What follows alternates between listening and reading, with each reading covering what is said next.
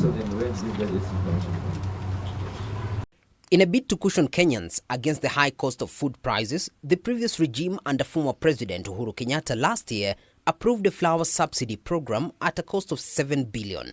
According to the Cereal Millers Association, to date, the government still owes them 2.6 billion plus an accrued interest of 414 million shillings.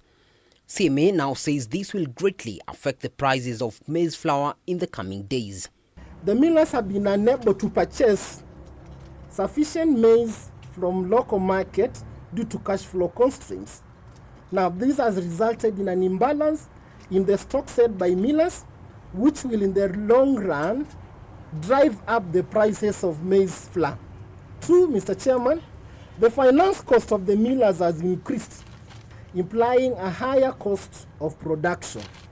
3, in the absence of the millers in the market to buy up local maize stocks due to lack of finances, the opportunity will arise where traders may take advantage from farmers while speculating the market for the millers to buy at a higher rate, and the end result would be the high cost of unga. The government, on its end, through the Parliamentary Departmental Committee on Agriculture and Livestock, however, says there are contradicting figures between what the millers say they are owed by the government and what the government says it has disbursed. And until the audit is done, the millers will have to wait.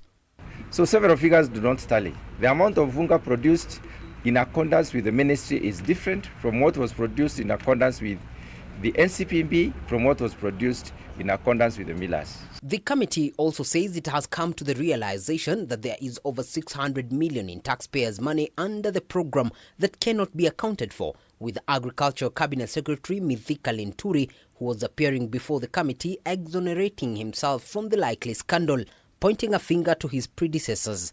Honestly, this was a fraud. That is my position, and I have to be honest, I have a conscience.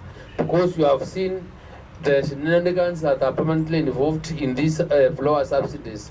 Every time is subsidy to give people, but it's an opening for fraud. This comes at a time when the government is still holding its ground that subsidizing the cost of production is what will bring down the cost of living in general, even as Kenyans continue grappling with the high cost of living, calling on the government to keep its campaign promises of making life bearable. David Kagina, K24, Nairobi.